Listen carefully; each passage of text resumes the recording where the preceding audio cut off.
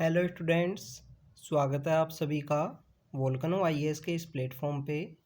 Students, इस video में हम बात करेंगे हमारा जो 2022 का ईयर एंड रिव्यू है मिनिस्ट्री ऑफ कल्चर का, उसके बारे में हम बात करेंगे इस वीडियो के अंदर।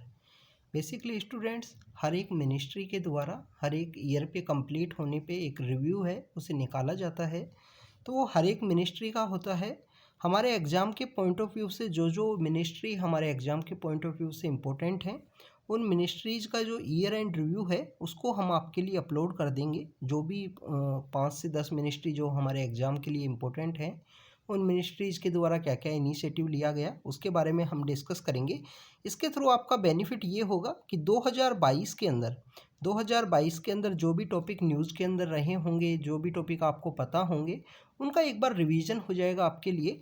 और दूसरा, अगर आपने नहीं रीड किया है तो एक बार जाके उन टॉपिक्स को डिटेल में रीड कीजिए, क्योंकि यूपीएससी के एग्ज़ाम के लिए जो मिनिमम 1 या 1.5 साल का जो समय है, या 1 या 1.5 साल की जो करंट अफेयर्स हैं वो प्रिपेयर होने चाहिए, वो याद होने चाहिए। क्योंकि यूपीएससी के द्वारा कंटेम्प्रेरी अफेयर्स के ऊपर जो क्वेश्चंस हैं वो काफ़ी ज़्यादा पूछे जाते हैं। तो हम मिनिस्ट्री ऑफ कल्चर का आज से रिव्यू है उसको स्टार्ट करते हैं। सबसे पहले हम बात करते हैं कि कौन कौन से जो टॉपिक हैं वो न्यूज़ के अंदर में थे। आपको स्टूडेंट्स इन टॉपिक्स में अलावा अगर आपको और कोई टॉपिक मिलते हैं तो उनको आप रीड कीजिए डिटेल में। हम मिनिस्ट्री ऑफ कल्चर का रिव्यू देख रहे हैं यहाँ पे कि मिनिस्ट्री ऑफ कल्चर के कौन कौन से ऐसे इनिशिएटिव्स हैं जो न्यूज़ के अंदर में थे। तो सबसे पहले बात कि आज़ादी का अमृत महोत्सव 75 ईयर्स कंप्लीट होने पे आज़ादी का अमृत महोत्सव हमने सेलिब्रेट करना स्टार्ट किया है। इसी आज़ादी के अमृत महोत्सव के थ्रू हर घर तिरंगा है उसे भी सेलिब्रेट किया गया है, तो उसको हम रीड करेंगे। नेताजी सुभाष चंद्र बोस का जो बर्थडे जो आता है 23 जनवरी को, उस दिन पराक्रम दिवस मनाती है हमारी गवर्नमेंट। और इस पराक्रम दिवस के रूप में ही नेताजी सुभाष चंद्र बोस का जब बर्थडे 2022 के अंदर आया, तो उस दिन इनका एक होलोग्राम लगाया गया था, इनकी एक स्टैचू की बात की गई है और अब स्टैचू को भी लगा दिया गया है। जो हमारा इंडिया गेट का एरिया है वहाँ पे इनका स्टैचू लगाया गया है। तो नेताजी सुभाष चंद्र बोस के बारे में आपको पता होना चाहिए, उनके इम्पोर्टेंट क्या क्या उन्होंने रिफॉर्म लिए, फ्रीडम स्ट्रगल के समय उनके क्या क्या योगदान हैं। इसके अलावा जो कपिल वस्तु रेलिक्स हैं, कपिल वस्तु रेलिक्स कुछ मिली थी, उस कपिल वस्तु रेलिक्स को मंगोलिया ले जाया गया है। स्टेट गेस्ट के रूप में इनको ऑनर दिया गया है, सम्मान दिया गया है। भगवान बुद्ध से रिलेटेड हैं तो आपको पता होना चाहिए इनके बारे में भी। इसके बारे में हमने जून का जो करंट अफेयर का डिस्कशन है उसमें भी डिस्कस किया है। मानगढ़ धाम है जो राजस्थान के अंदर लोकेटेड है, गुरु गोविंद हैं उनसे रिलेटेड है। ये 10th सिख गुरु नहीं हैं, डिफरेंट है उनसे। तो वो जो मानगढ़ धाम है उसकी जो गौरव गाथा है उसके बारे में डिस्कस करेंगे। हमारे ऑनरेबल जो पीएम हैं वो अक्टूबर मंथ में यहाँ पे विजिट भी किए थे मानगढ़ धाम के लिए। G20 के बारे में बात करेंगे। इंडिया को G20 की प्रेसिडेंसी मिली है, उसके बाद से जो G20 का हमारा लोगो है उस लोगो को हमारे ministry of culture and archaeological survey of India के द्वारा हमारे जो भी इम्पोर्टेंट मोन्यूमेंट्स हैं वहाँ पे इसको इल्यूमिनेट किया गया है, लगाया गया है, लोगों को शो करने की कोशिश की गई है। हैदराबाद, जिसका जो लिब्रेशन के 75 ईयर्स कंप्लीट हुए हैं, ऑपरेशन पोलो हमारी गवर्नमेंट ने लॉन्च किया था। पुलिस एक्शन के थ्रू हैदराबाद को यहाँ पे लिब्रेट करवाया गया था। तो इसका जो 75 ईयर्स जो इसकी लिब्रेशन के कंप्लीट होने पे उसको सेलिब्रेट किया गया है हमारी कल्चर मिनिस्ट्री के द्वारा, तो उसके बारे में डिस्कस करेंगे। गुरु तेग बहादुर जी जो 9th सिख गुरु हैं, 9th सिख गुरु के 100 साल पूरे हुए हैं, तो 400 प्रकाश पर्व है उसे सेलिब्रेट किया गया है, तो उनके बारे में डिस्कस करेंगे कि 1675 के समय इनका जो असैसिनेशन क्यों हुआ था, क्या रीजन था उसके बिहाइंड में। उस समय जो मुग़ल एम्पायर जो रूल किया करते थे, औरंगजेब की इन पॉलिसीज़ का क्या इफ़ेक्ट हुआ, बाद में जो सिख एम्पायर है वो किस तरीके से इमर्ज हुआ, तो उन सब के बारे में डिस्कस करेंगे।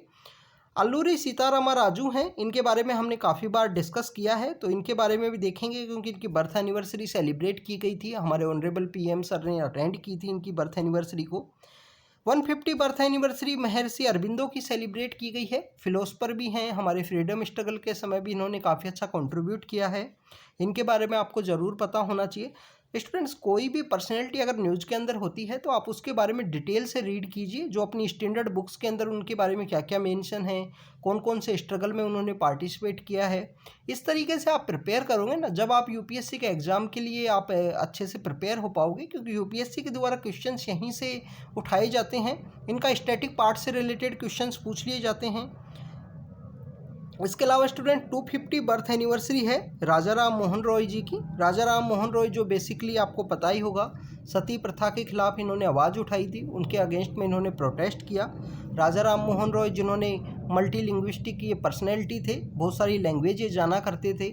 इनका जो नाम के आगे जो राजा लगाया जाता है, ये अकबर सेकंड के द्वारा इनको ये टाइटल दिया गया था, क्योंकि ये जो लॉर्ड हैं, जो ब्रिटिश हैं, ब्रिटिश अथॉरिटीज़ हैं, ब्रिटिश के जो राजा होते थे उनसे मिलने गए थे अकबर सेकंड की वहाँ डेजिग्नेशन के रूप में। तो अकबर सेकंड के द्वारा इनको टाइटल दिया गया था राजा का। इन्होंने काफ़ी सारी जो ऑर्गेनाइजेशन है, ब्रह्म समाज है जो 1828 के समय, इसके अलावा आत्मीय सभा है 1814 के समय, इन सबको इन्होंने इस्टेब्लिश किया था, तो उनके बारे में डिस्कस करेंगे। फिर स्टूडेंट्स, एक कॉन्फ्रेंस है जो हमारे archaeological survey of India and ministry of culture के द्वारा ऑर्गेनाइज की गई थी, जिसे देवायतनम कॉन्फ्रेंस के नाम से जानते हैं, जिसके अंदर इंडियन टेम्पल आर्किटेक्चर जो है उसकी जो हिस्ट्री कैसी रही है, टेम्पल किस तरीके से इवॉल्व हुआ है, तो उसके बारे में डिस्कस करेंगे। तो आपके लिए इम्पोर्टेंट है कि आप टेम्पल आर्किटेक्चर को अच्छे से रीड कीजिए, क्योंकि लास्ट ईयर ये न्यूज़ के अंदर था, फरवरी के अंदर, और हमारे यूपीएससी का एग्ज़ाम 1.5 साल के अंदर ही है इसके बाद में, क्योंकि 2022 के अंदर टेम्पल आर्किटेक्चर से रिलेटेड क्वेश्चंस नहीं पूछे गए हैं, तो 2023 के अंदर पूछे जा सकते हैं। तो आप अच्छे से प्रिपेयर कीजिए इसको, इंडियन टेम्पल आर्किटेक्चर, कि नॉर्थ इंडिया का जो टेम्पल आर्किटेक्चर किस तरीके का डिफरेंट है, साउथ इंडिया के कैसा डिफरेंट है, जो वेसार स्टाइल ऑफ आर्किटेक्चर है वो किस तरीके का है, कौन कौन सी डायनेस्टी के समय उसको कंस्ट्रक्ट किया गया है, तो उनके बारे में डिस्कस कीजिए। तेलंगाना के अंदर एक फ्लोरल फेस्टिवल मनाया जाता है, फूलों का फेस्टिवल है, नारी शक्ति को प्रमोट करता है, तो बत्तुकम्मा जो फेस्टिवल है उसके बारे में डिस्कस करेंगे। दुर्गा पूजा जो बंगाल की है, ये यूनेस्को के अंदर ये शामिल किए गए हैं। जो होयसाला एम्पायर जो हुआ करता था, द्वार समुद्र से जो रूल किया करते थे 12th सेंचुरी से लेकर जो 14-15 सेंचुरी का जो समय है, उस समय ये रूल किया करते थे होयसाला एम्पायर। तो इनके जो अवशेष हैं, इनके जो टेम्पल्स हैं, उन सब के बारे में जो रिप्रेजेंटेटिव लिस्ट में शामिल किया गया है यूनेस्को के अंदर, उसके बारे में डिस्कस करेंगे। और टेंटेटिव लिस्ट जो है यूनेस्को की, उसके अंदर हमारे कोंकण रीजन के कुछ चीज़ों को शामिल किया गया है। जो लिविंग रूट ब्रिज है मेघालय के, जिससे रिलेटेड यूपीएससी ने क्वेश्चन पूछा था 2014 के समय में। और जो विजयनगर एम्पायर के कुछ यहाँ पे टेम्पल्स हैं, उनको शामिल किया गया है, तो उन सब के बारे में हम यहाँ पे देखेंगे। तो आप इन सब टेम्पल्स को अच्छे से रीड करना, कौन से राजा के द्वारा इनको बनाया गया है, क्या इनका डिफरेंस है, टेम्पल की कोई स्पेशल कैरेक्टरिस्टिक फीचर हो तो उसके बारे में आप रीड करना। तो हम स्टार्ट करते हैं स्टूडेंट्स। सबसे पहले हम बात करें आज़ादी का अमृत महोत्सव। 75 ईयर्स के लिए जो कंप्लीट हुए हैं इंडिपेंडेंस के, उसके लिए इस जो फेस्टिवल है इसको सेलिब्रेट किया गया। अब इसके काफ़ी सारे पिलर हैं, ये आपको ज़्यादा इम्पोर्टेंट ये है कि 75 वीक्स का ये सेलिब्रेशन होगा। इसके अंदर आप ये 2023 की जो 15 अगस्त है उसको ये ख़त्म होगा। 5 पिलर के ऊपर ये जो फेस्टिवल है, ये जो महोत्सव है, ये वर्क करता है। 75 आइडिया लेके आने हैं, अचीवमेंट की बात करनी है, एक्शन की बात करनी है, रिजोल्व कैसे करना है, कोई प्रॉब्लम है, तो उन सब की बात की गई है कि 75 ईयर्स के जो नेक्स्ट 75 ईयर्स की जो जर्नी है उसके बारे में हमको सोचना है। इसके अलावा स्टूडेंट्स, इसी आज़ादी के अमृत महोत्सव के समय में एक कैंपेन और चलाया गया था हमारी मिनिस्ट्री ऑफ कल्चर के द्वारा, जिसे बोलते हैं हर घर तिरंगा। हर घर तिरंगा। अब हर घर तिरंगा जो कॉन्सेप्ट है, इसके अंदर एक कुछ चीज़ यहाँ पे अमेंड की गई है। जो हमारा फ्लैग कोड है, जो हमारा राष्ट्रीय ध्वज का जो कोड है, तो फ्लैग कोड है, इसको चेंज करने की कोशिश की, चेंज किया गया। चेंज क्यों किया गया, पहली बात तो हमें ये पता होनी चाहिए। स्टूडेंट्स, फ्लैग को नेशनल फ्लैग कोड है 2002 का, 2002 का। तो उस नेशनल फ्लैग कोड के अंदर कुछ लिमिट्स हैं, कुछ यहाँ पे रेस्ट्रिक्शन है कि आप फ्लैग को होस्ट कर सकते हो अपने घर के ऊपर, बट फ्लैग को आपको रिमूव करना होगा। इवनिंग का जो समय है उस समय आपको रिमूव करना होगा उसको, और नेक्स्ट डे मॉर्निंग में फिर से आप होस्ट कीजिए। तो फ्लैग कोड के अंदर चेंज लाया गया कि फ्लैग को यहाँ कंटिन्यू हम होस्ट कर सकते हैं। आप कंटिन्यू 24 आवर डे और नाइट के समय इसको होस्ट कर सकते हो। तो हर घर तिरंगा के अंदर ये चेंज लाने की कोशिश की गई, ये चेंज हुआ था, अमेंड हुआ था, फ्लैग कोड के अंदर ये चेंज हुआ था। तो ये आपको पता होना चाहिए फ्लैग के अंदर क्यों चेंज हुआ। अब आपके लिए यहाँ पे होमवर्क है, हमारा इंडिया का जो फ्लैग है, जो तिरंगा है, इसको किसने बेसिकली यहाँ पे डिजाइन किया है। क्योंकि ऑनरेबल पीएम ने मन की बात जो प्रोग्राम था अगस्त मंथ के अंदर, उसके बारे में उसमें भी डिस्कस किया था इनके बारे में। तो वो कौन पर्सनैलिटी हैं जिन्होंने हमारा फ्लैग है उसे डिज़ाइन किया है, उसके बारे में आप कमेंट सेक्शन के अंदर बताना। नहीं पता हो तो गूगल करना, क्योंकि ज़रूरी है एग्ज़ाम के पॉइंट ऑफ व्यू से ये सब बातें। तो स्टूडेंट्स, ये आज़ादी का अमृत महोत्सव के बारे में था। नेताजी सुभाष चंद्र बोस जी की जो स्टैच्यू है वो लगाई गई है। पहले उनका होलोग्राम लगाया गया था और बाद में उनकी जो 28 फुट की टोल एक स्टैच्यू है, मोनोलिथिक स्टैच्यू है, उसे लगाया गया है। स्टूडेंट्स, ये जो हमारा इंडिया गेट का जो जगह है वहाँ पे इसको इस्टेब्लिश किया गया है, वहाँ पे इसको लगाया गया है। नेताजी सुभाष चंद्र बोस की जो बर्थ एनिवर्सरी आती है 23 जनवरी, उस दिन हम पराक्रम दिवस के रूप में सेलिब्रेट करते हैं उसको, पराक्रम दिवस के रूप में सेलिब्रेट करते हैं। तो पराक्रम दिवस के रूप में किसके लिए सेलिब्रेट किया जाता है ये आपको पता होना चाहिए। दूसरा, अगर हम नेताजी सुभाष चंद्र बोस जी की बात करें, इन्होंने 2 बार कांग्रेस के सेशन को हेड किया था, बट जो सेकंड सेशन में जब ये जीत के आए उसके बाद में इन्होंने रिजाइन किया। ऑल इंडिया फॉरवर्ड ब्लॉक इनके द्वारा इस्टेब्लिश किया गया था।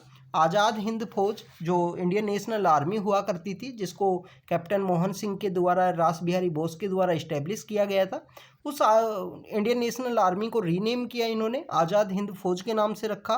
वुमेन्स का पार्टिसिपेशन इंक्रीज किया। कैप्टन लक्ष्मी सहगल उसमें लीड किया करती थी रानी झांसी रेजिमेंट को।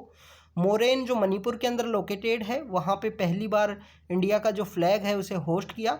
एग्जाइल के अंदर इंडियन गवर्नमेंट को कॉन्स्टिट्यूट किया। नेताजी सुभाष चंद्र बोस नेहरू रिपोर्ट से रिलेटेड भी हैं। 1928 के समय जो नेहरू रिपोर्ट आई थी उस रिपोर्ट के भी ये मेंबर हुआ करते थे, नेताजी सुभाष चंद्र बोस।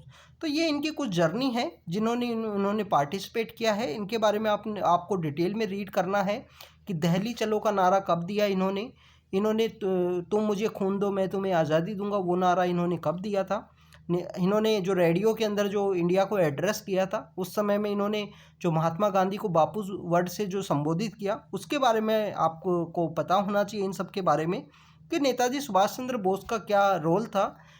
आज़ादी ये किस तरीके से लेना चाहते थे, इन्होंने माना था कि जब जब ब्रिटेन का जो एम्पायर है वो डिफ़िकल्टी में है तो इंडिया के लिए अपॉर्चुनिटी है और इंडिया को उस अपॉर्चुनिटी को गेन करना चाहिए। तो ये नेताजी सुभाष चंद्र बोस के बारे में कुछ बातें थी। कपिल वस्तु रेलिक्स हैं जो लॉर्ड बुद्धा से रिलेटेड हैं। अब ये देखिए कि सबसे पहले आपको लॉर्ड बुद्धा के बारे में पता होना चाहिए। भगवान बुद्ध का जन्म कहाँ हुआ, तो लुम्बिनी के अंदर इनका जन्म हुआ है। लुम्बिनी के अंदर जन्म होने के बाद में इनको जो ज्ञान की प्राप्ति हुई है वो गया के अंदर हुई है, बोध गया नाम की जगह है। इसके अलावा स्टूडेंट, सारनाथ के अंदर इन्होंने पहला अपना जो सेरेमन है वो डिलीवर किया, और सारनाथ के बाद में इनका जो महापरिनिर्वाण है, जो इनकी डेथ है, वो आपको पता है कुशीनगर जो उत्तर प्रदेश के अंदर एक जगह है वहाँ पे उनकी डेथ हुई है। तो ये भगवान बुद्ध के बारे में कुछ इंपॉर्टेंट बातें हैं कि जो आपको उनके जीवन से रिलेटेड 4 इंपॉर्टेंट जो उनके काल चक्कर का अगर हम बात करें कि 4 इंपॉर्टेंट जो इवेंट हैं जिनके बारे में आपको पता होना चाहिए। इसके अलावा स्टूडेंट्स, जो कपिल वस्तु नाम की जो जगह है, कपिल वस्तु में ये रेलिक्स हैं जो पाई गई थी, उन रेलिक्स को यहाँ पे प्रोटेक्ट किया गया है। 1898 के समय ये रेलिक्स हैं वो पाई गई थी। अब ये जो रेलिक्स हैं, जो पीपरवाहा नाम की एक जगह हुआ करती थी, उस जगह पे ये रेलिक्स पाई गई। रेलिक्स क्या होती हैं, भगवान बुद्ध का जब डेथ होती है तो उसके बाद में जब उनको दफनाया गया था या उनको जो साल्वेशन प्राप्त हुआ था, तो उन जगह जो उनकी जो अवशेष जो बचे हैं, जो उनकी जो अवशेष जो बचे हैं उनकी डेथ के बाद में, उन अवशेष के ऊपर जो स्तूपाज हैं वो क्रिएट किए गए थे। अब जितने भी रेलिक्स हुआ करते थे भगवान बुद्ध के, उन रेलिक्स को यहाँ पे 8 इम्पोर्टेंट हिस्सों के अंदर, शेयर्स के अंदर डिवाइड कर दिया गया था। अब ये 8 जो शेयर हैं वहाँ पे जो स्तूपा हैं वो क्रिएट किए गए हैं। इन 8 स्तूपाज में जो 7 स्तूपा हैं, जो स्तूपा का जो कॉन्सेप्ट है, 8 स्तूपा में जो 7 स्तूपा हैं वो अशोक के द्वारा कंस्ट्रक्ट करवाए गए हैं। तो ये कुछ रेलिक्स इस तरीके से होती हैं जो स्तूपाज में लोकेटेड होती हैं, और स्तूपाज को बाद में एक टेम्पल के रूप में वर्शिप किया जाता है बुद्धिज़्म के अंदर में। अब ये जो कपिल वस्तु की जो रेलिक्स हैं, इन रेलिक्स को AA कैटेगरी के अंदर रखा जाता है। जो हमारा antiquities and art treasurer act है उसके अंडर में आर्कियोलॉजिकल सर्वे ऑफ इंडिया के द्वारा इनको AA कैटेगरी का जो प्रोटेक्शन है वो प्रोवाइड किया जाता है। इनको प्रोटेक्ट करके कंजर्व करके रखा जाता है। अब ये काफ़ी ज़्यादा सेक्रेड होती हैं बुद्धिज़्म के पॉइंट ऑफ व्यू से। आप देखिए कि हमारे मिनिस्टर हैं वो विजिट किए हैं, तो कपिल वस्तु जो रेलिक्स हैं उन रेलिक्स को लेके गए हैं हमारे जो मिनिस्टर हैं मंगोलिया के लिए, क्योंकि मंगोलिया के अंदर भगवान बुद्ध से रिलेटेड जो सेलिब्रेशन है 11 दिन का जो सेलिब्रेशन है वो होने वाला था। ये जो रेलिक्स हैं इनको यहाँ पे स्टेट गेस्ट का जो डेजिग्नेशन है वो प्रोवाइड की गई है। इस जब रेलिक्स को लेके हमारे मिनिस्टर वहाँ पे पहुँचे तो उन रेलिक्स को लेने के लिए सेक्रेड वे में काफ़ी वे में रिसीव किया गया। जो मंगोलिया की जो कैपिटल है उलान बतार का जो इंटरनेशनल एयरपोर्ट है वहाँ से ही इसको काफ़ी सेक्रेड वे में इनको रखा गया है। तो ये रेलिक्स भगवान बुद्ध के जो अवशेष जो बचे हैं डेथ के बाद में उनको उनके ऊपर जो स्तूपा बनाए गए उसी से रिलेटेड हैं रेलिक्स। भगवान बुद्ध से रिलेटेड जो 4 इंपॉर्टेंट प्लेस हैं, लुम्बिनी में इनका जन्म हुआ था, गया के अंदर इनको बोध गया के अंदर इनको ज्ञान की प्राप्ति हुई, एनलाइटमेंट हुआ। सारनाथ के अंदर इन्होंने पहला अपना जो प्रवचन है जो श्रवण है वो डिलीवर किया, और खुशीनगर के अंदर इनकी डेथ हो गई थी जो उत्तर प्रदेश के अंदर लोकेटेड है। स्टूडेंट्स, लुम्बिनी के अंदर इंडियन गवर्नमेंट के द्वारा एक कॉन्फ्रेंस भी है वो ऑर्गेनाइज की गई। वहाँ पे इंडियन गवर्नमेंट एक जो टूरिस्ट डेस्टिनेशन है उसके रूप में भी उसको डेवलप करेगी। 2012 के अंदर ऐसी जो कॉन्फ्रेंस है वो आयोजित की गई थी लुम्बिनी के अंदर। नेक्स्ट टॉपिक है मानगढ़ धाम के बारे में। मानगढ़ धाम की अगर हम बात करें गुरु गोविंद से रिलेटेड है। गुरु गोविंद बेसिकली एक ट्राइबल्स के यहाँ पे गुरु हैं। इनके द्वारा जो संप सभा है उसका इस्टेब्लिशमेंट किया गया था। संप सभा इन्होंने इस्टेब्लिशमेंट की थी 1883 से। जो हमारे दयानंद सरस्वती हैं उनसे ये इंस्पायर थे। ट्राइबल पीपल्स का अगेंस्ट में जो फोर्स लेबर है उसके अगेंस्ट में ये उनको एजिटेट किया करते थे, उनको यहाँ पे एनकरेज किया करते थे कि आप टैक्सेस मत पे कीजिए क्योंकि आपको फोर्स लेबर आपसे यहाँ पे प्रैक्टिस की जाती है। तो मानगढ़ धाम के ऊपर ये यहाँ पे ट्राइबल्स को लेके एक बार बैठते हैं। उसी समय में जो इंग्लिश की जो ब्रिटिश फोर्सेज हैं वो अटैक करती हैं और उसमें काफ़ी सारे जो ट्राइबल्स की डेथ हो जाती है। इसलिए इनको जो ट्राइबल्स का जलियांवाला बाग का हत्याकांड के रूप में भी देखा जाता है कि जलियांवाला बाग हत्याकांड से पहले एक ट्राइबल्स का हत्याकांड यहाँ पे ऑर्गेनाइज हुआ कि जो बिना किसी वेपन के जो ट्राइबल लोग मिलने गए थे गुरु गोविंद सिंह से, उनके ऊपर अटैक किया गया, उनके ऊपर गोली चलाई गई। तो राजस्थान में मानगढ़ है, बांसवाड़ा डिस्ट्रिक्ट है, सदर्न राजस्थान के अंदर ये बांसवाड़ा डिस्ट्रिक्ट है। भील कम्युनिटी वहाँ पे काफ़ी ज़्यादा मिलेगी आपको। तो भील कम्युनिटी है, ग्रासिया कम्युनिटी है, ये ट्राइबल कम्युनिटीज आपको देखने के लिए मिलेंगी। तो ऑनरेबल पीएम है जो मानगढ़ धाम में विजिट किए थे, वहाँ पे गुरु गोविंद की जो धूनी है जो जगह है वहाँ पे भी विजिट किए हैं। मानगढ़ धाम की जो पहाड़ी है वहाँ पे भी हमारे जो ऑनरेबल पीएम है वो गए हैं। तो मानगढ़ धाम इस वजह से न्यूज़ में था। इस समय में महाराष्ट्र, गुजरात, मध्य प्रदेश एंड राजस्थान इन चारों स्टेट्स के जो सीएम हैं वो जो गवर्नमेंट के जो रिप्रेजेंटेटिव वहाँ प्रेजेंट थे। तो ऑनरेबल पीएम के द्वारा यहाँ पे एड्रेस किया गया कि इन 4 स्टेट्स के अंदर जो ट्राइबल कम्युनिटी है वो काफ़ी ज़्यादा पाई जाती है। तो इन 4 स्टेट्स की रिस्पॉन्सिबिलिटी है, इन चारों स्टेट्स की रिस्पॉन्सिबिलिटी है कि इनका ट्राइबल जो कल्चर है उसको प्रोटेक्ट करके रखा जाए। तो मानगढ़ धाम यहाँ गुरु गोविंद सिंह से रिलेटेड है। 1883 में इन्होंने संप सभा की स्थापना की थी। ट्राइबल्स को ये एनकरेज करते थे उनके अगेंस्ट में जो एट्रोसिटी होती है उसके अगेंस्ट में। तो ये मानगढ़ धाम है। आपको पता होना चाहिए स्टूडेंट्स कि गुरु गोविंद हैं जो बेसिकली 10th सिख गुरु से डिफरेंट हैं। वो 10th सिख गुरु नहीं है, 10वें जो सिखिज़्म के अंदर जो गुरु आते हैं वो नहीं है ये गुरु गोविंद। अगर हम बात करें स्टूडेंट्स ट्राइबल्स से रिलेटेड, गवर्नमेंट के द्वारा रिसेंटली जनजातीय गौरव दिवस को भी सेलिब्रेट किया गया है, तो उसके बारे में भी आपको पता होना चाहिए। बिरसा मुंडा जो हैं उनकी याद में अंदर जो नवंबर के अंदर सेलिब्रेट किया जाता है जनजातीय गौरव दिवस। और इन जनजातीय गौरव दिवस के थ्रू हमारी गवर्नमेंट के द्वारा जो ट्राइबल कम्युनिटी का हमारी फ्रीडम स्ट्रगल में जो कंट्रीब्यूशन रहा है उसे रिकॉग्नाइज करने की कोशिश की गई है। तो स्टूडेंट्स, नेक्स्ट टॉपिक की बात करें। जब से इंडिया को G20 की जो यहाँ पे मेंबरशिप मिली है तो इंडियन गवर्नमेंट के द्वारा इसे एक इवेंट को जब प्रेसिडेंसी मिली है इस इवेंट को यहाँ पे काफ़ी पॉपुलराइज करने की कोशिश की गई है। तो आर्कियोलॉजिकल सर्वे ऑफ इंडिया के द्वारा जो आर्कियोलॉजिकल सर्वे ऑफ इंडिया है, archaeological survey of India students establish हुआ था 1861 के समय में। 1861 के समय ये इस्टेब्लिश हुआ था। इसके जो प्रिसाइडिंग जो चेयरमैन थे वो थे अलेक्जेंडर कनिंघम। ये यूपीएससी ने एक बार क्वेश्चन भी पूछ लिया है 2019 के अंदर में। तो आर्कोलॉजिकल सर्वे ऑफ इंडिया के द्वारा हमारे 100 जो मोन्यूमेंट्स हैं उनको यहाँ पे इल्यूमिनेट करने की कोशिश की गई है। जो G20 का हमारा लोगो है कि हमने वासुदेव कुटुंबकम का जो कॉन्सेप्ट है जिसे प्रमोट किया है हमारे लोगों के थ्रू, तो उसको यहाँ पे इल्यूमिनेट किया गया है हर एक मोन्यूमेंट के ऊपर में। तो यह हमारे आर्कोलॉजिकल सर्वे ऑफ इंडिया के द्वारा 100 मोन्यूमेंट्स के ऊपर किया गया था। दिसंबर मंथ का जो करंट अफेयर का डिस्कशन है उसमें हमने डिस्कस किया है ये रेड फोर्ट है जहाँ पे हमारा 15 अगस्त का जो सेलिब्रेशन है वो किया जाता है। शाहजहाँ के द्वारा इसको कंस्ट्रक्ट किया गया था, बट शाहजहाँ यहाँ कभी भी विजिट नहीं कर पाए थे, ये आपको पता होना चाहिए। उससे पहले ही जो औरंगजेब ने उन्हें बंदी बना दिया था, उनको हाउस अरेस्ट कर दिया था उस समय में, तो शाहजहाँ कभी भी यहाँ पे विजिट नहीं कर पाए थे लाल किले के अंदर, रेड फोर्ट के अंदर। हैदराबाद लिबरेशन डे की बात की गई है स्टूडेंट्स। हैदराबाद बेसिकली आपको पता है कि वहाँ पे निज़ाम का रूल हुआ करता था। आज़ादी के बाद में 3 ऐसे स्टेट हैं जो इंडियन यूनियन को ज्वाइन नहीं करना चाहते थे। जम्मू एंड कश्मीर है, जूनागढ़ है जो गुजरात के अंदर लोकेटेड था, और हैदराबाद है। तो हमारी गवर्नमेंट के द्वारा ऑपरेशन पोलो है वो लॉन्च किया गया। ऑपरेशन पोलो के थ्रू जो निज़ाम है, जो पुलिस एक्शन के थ्रू वहाँ निज़ाम को सरेंडर कराने की कोशिश की गई और हैदराबाद को लिबरेट किया गया। तो अभी 75 ईयर्स कंप्लीट हुए हैं हैदराबाद के लिबरेशन में। गोवा के बारे में, गोवा लिबरेशन से रिलेटेड भी एक वीडियो में हमने डिस्कस किया था। गोवा लिबरेशन से रिलेटेड भी जो अभी दिसंबर के मंथ के अंदर उसको सेलिब्रेट किया गया है।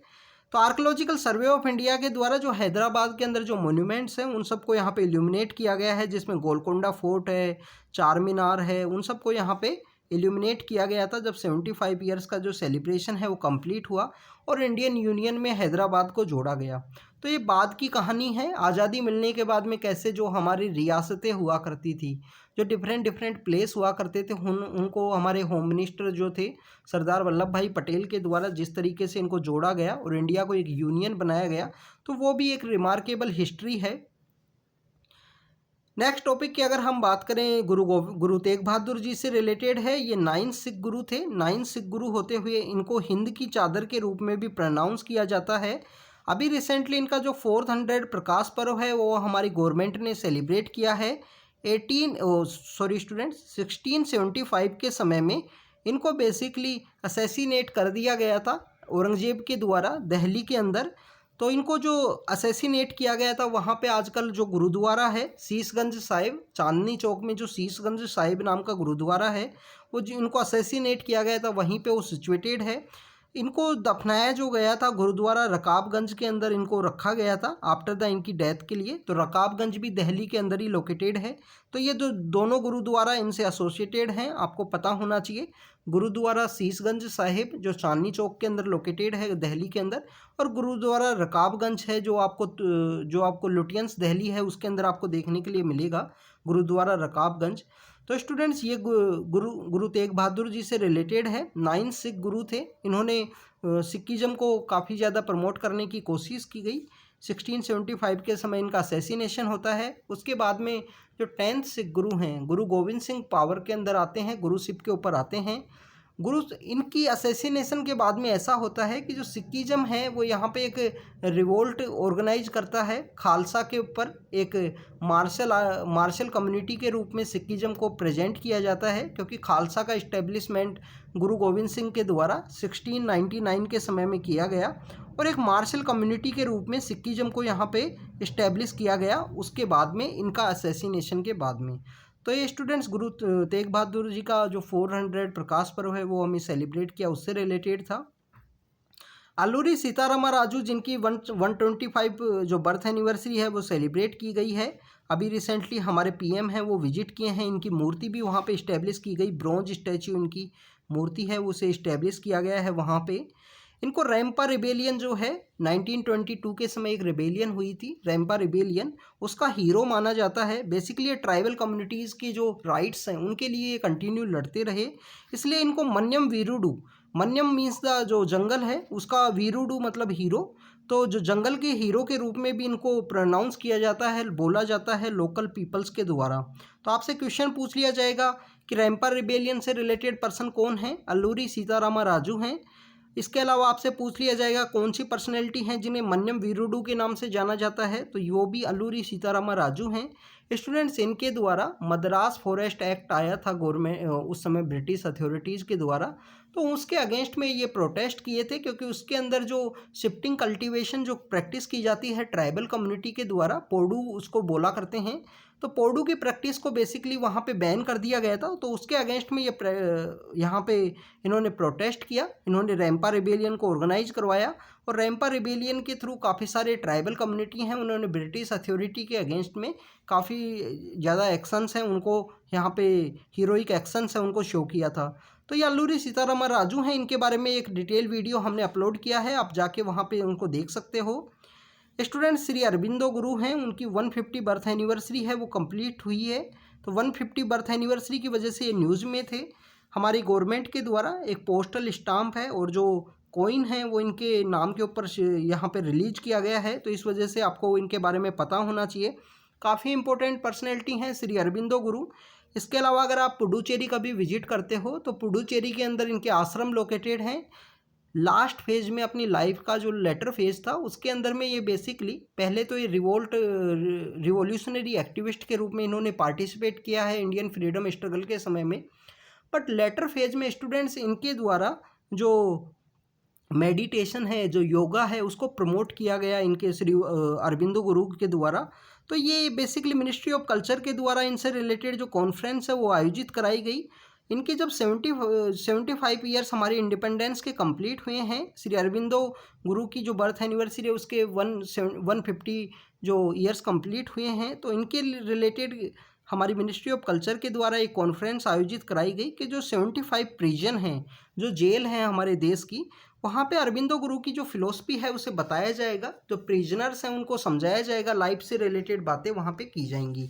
तो इस वजह से श्री अरबिंदो गुरु हैं वो न्यूज़ के अंदर में थे। आपको डिटेल में इनके बारे में रीड करना है कि जो हमारी रिवॉल्यूशनरी एक्टिविटीज़ हैं उनके अंदर इन्होंने क्या क्या पार्टिसिपेट किया है, क्या क्या इनके द्वारा अचीव करने की कोशिश की गई है, क्योंकि आपको इनकी कॉलेज के बारे में भी पता होना चाहिए, कहाँ पर ये वर्क करते थे, क्या क्या इनका वर्क है इंपॉर्टेंट फ्रीडम स्ट्रगल के समय में। राजा राम मोहन रॉय के बारे में उनकी जो 250 बर्थ एनिवर्सरी है वो कंप्लीट हुई है, तो 250 बर्थ एनिवर्सरी की वजह से ये न्यूज़ के अंदर में थे। काफ़ी इंपॉर्टेंट पर्सनैलिटी हैं, इनके द्वारा जो रिफॉर्मिस्ट मूवमेंट है उनको स्टार्ट किया गया इंडिया के अंदर। जो हमारी सोशल एविल्स हुआ करती थी सोसाइटी के अंदर उनको ख़त्म करने की इन्होंने कोशिश की।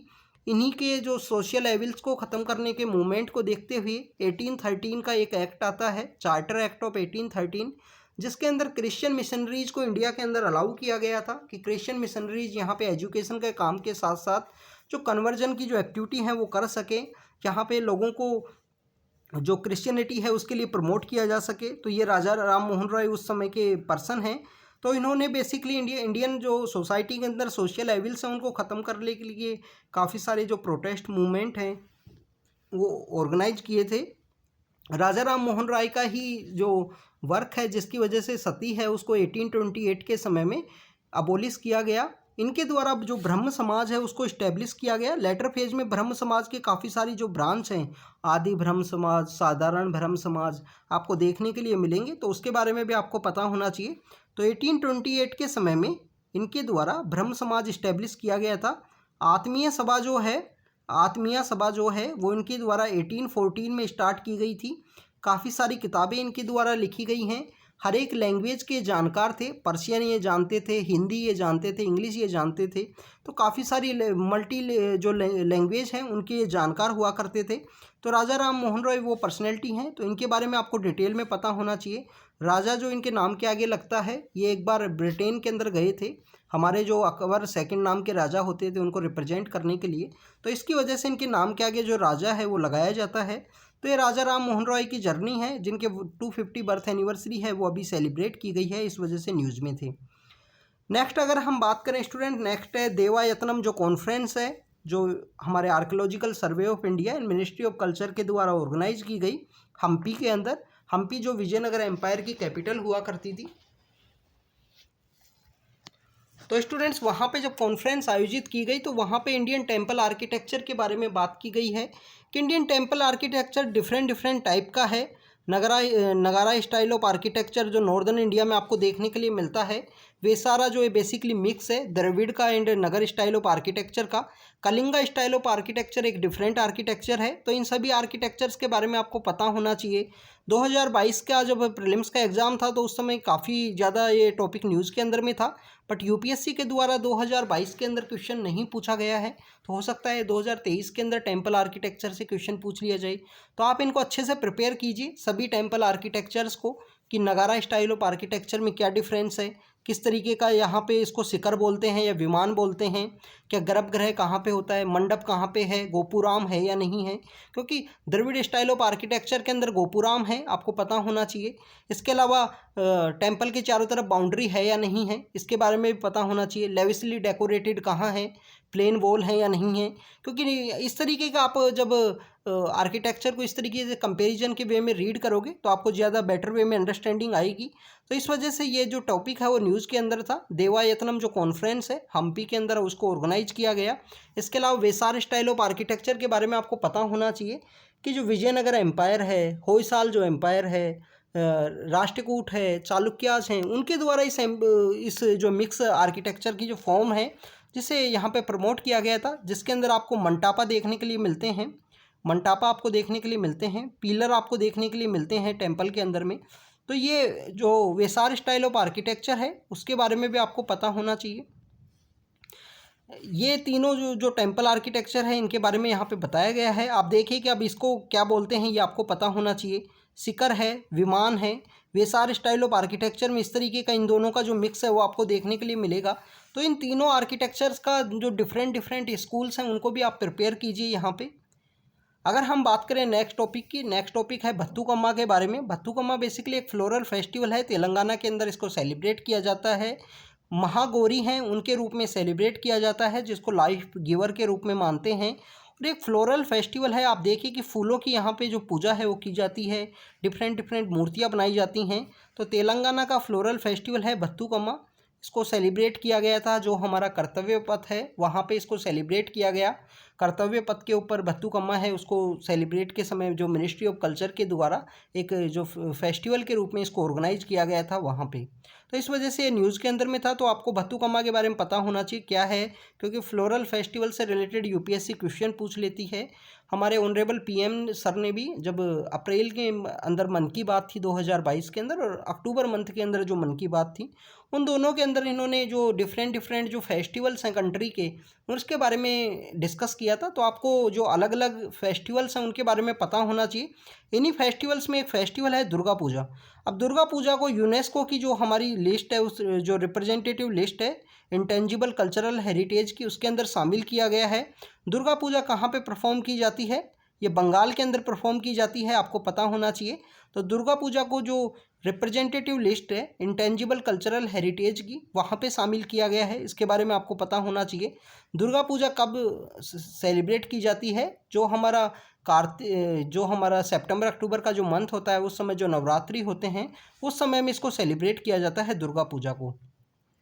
होयसाल एम्पायर जो है, होयसाल एम्पायर के जो सेक्रेड एनसेम्बल्स हैं वो न्यूज़ के अंदर में हैं, क्योंकि इनको भी यहाँ पे बेसिकली शामिल किया गया है वर्ल्ड हेरिटेज जो कमेटी है उसके द्वारा। तो इस वजह से ये जो रिप्रेजेंटेटिव लिस्ट के अंदर इनको शामिल किया गया है, तो ये न्यूज़ के अंदर में है। तो 2022 के अंदर होयसाल एम्पायर है वो न्यूज़ के अंदर में था। होयसाल एम्पायर की अगर हम बात करें, पहले ये जो एम्पायर हुआ करता था ये बेलूर से रूल किया करता था। हालेबिद फिर इसको शिफ्ट किया गया, जिसको उस समय में द्वार समुद्र के नाम से जाना जाता है। अब आप स्टूडेंट देखिए 2020 का जो प्रीलिम्स का पेपर है, 2020 का जो प्रीलिम्स का पेपर है उसके अंदर ये क्वेश्चन पूछ लिया गया था, द्वार समुद्रम कौन से एम्पायर से रिलेटेड है या वो एंशिएंट नेम क्या हुआ करता था? तो बेलूर नाम से यहाँ पे शिफ्ट किया गया था हालेबिद में। हालेबिद जिसको द्वार समुद्रम के नाम से जानते थे, ये एम्पायर 11वीं से जो 14th सेंचुरी है उस समय में जो आज कर्नाटका की जो जगह है वहाँ पे रूल किया करता था। इसके द्वारा जो टेम्पल आर्किटेक्चर किए गए हैं उनको यहाँ पे सेक्रेड एनसेम्बल के रूप में शामिल किया गया है। होयसाल एम्पायर की अगर हम बात करें, इसमें वैष्णव, शैविज्म, जैनिज्म से रिलेटेड आपको तीनों जो स्पिरिचुअल बिलीफ है उनसे रिलेटेड आपको इनका आर्किटेक्चर है वो देखने के लिए मिलेगा। हालेविद के अंदर इनका होयसालेश्वरा का जो टेम्पल है काफ़ी इंपॉर्टेंट है। 1121 के समय उसको कंस्ट्रक्ट किया गया था। विष्णुवर्धना नाम के इनके राजा हुआ करते थे होयसाल डायनेस्टी के, उनके द्वारा होयसालेश्वरा जो टेम्पल है उसको यहाँ पे कंस्ट्रक्ट किया गया जो भगवान शिव को डेडिकेटेड है। इसके अलावा जो जैन धर्म है उसकी भी आपको जो टेम्पल्स हैं जिनको बसाडीज़ के नाम से जानते हैं वो भी आपको देखने के लिए मिलती हैं यहाँ पे हालेविद के अंदर में। केदारेश्वरा टेम्पल है, ये भी होयसाल डायनेस्टी से रिलेटेड ही है। तो केदारेश्वरा टेम्पल भी आपको देखने के लिए मिलता है जहाँ पे जैन जो टेम्पल्स हैं वो भी लोकेटेड हैं उसके पास ही। तो आप देखिए जैनिज्म है, शैविज्म है, इसके अलावा भगवान विष्णु के भी यहाँ पर पूजा जाता है होयसाल डायनेस्टी के द्वारा। तो उनके टेम्पल्स आपको देखने के लिए मिलते हैं। इनको रिप्रेजेंटेटिव लिस्ट के अंदर शामिल किया गया है, यूनेस्को की जो रिप्रेजेंटेटिव लिस्ट है। यूनेस्को की अगर हम बात करें स्टूडेंट्स, यूनाइटेड नेशन की ऑर्गेनाइजेशन है, उसकी एक बॉडी है, कल्चर के प्रमोशन के लिए काफ़ी ज़्यादा इंपॉर्टेंट रोल प्ले करती है। यूनेस्को का जो हेडक्वार्टर है वो पेरिस के अंदर लोकेटेड है। तो ये कुछ टॉपिक हैं जो 2022 के अंदर न्यूज़ के अंदर में थे, तो आप इनको अच्छे से आपको इनको अच्छे से प्रिपेयर करना है स्टूडेंट्स, क्योंकि आप अच्छे से प्रिपेयर करोगे तो जब आपके लिए एग्ज़ाम में आप अच्छे से इनसे रिलेटेड जो क्वेश्चंस आएंगे उनको डील कर पाओगे। तो ये हमारा ईयर एंड रिव्यू था जिसके बारे में हमने डिस्कस किया है यहाँ पे, जो हमारा मिनिस्ट्री ऑफ कल्चर का है। तो कल्चर से रिलेटेड हमने डिस्कस किया है आज। अब जो नेक्स्ट जो हम डिस्कस करेंगे, हम टोटल 5 या 10 जो इम्पोर्टेंट मिनिस्ट्री हैं उन्हीं के बारे में डिस्कस करेंगे जो हमारे एग्ज़ाम के पॉइंट ऑफ व्यू से इम्पोर्टेंट हैं। तो स्टूडेंट्स ये मिनिस्ट्री ऑफ कल्चर का रिव्यू था। आप इनको डिटेल में रीड करना है आपको इनके यहाँ पे। तो thank you students, thank you very much.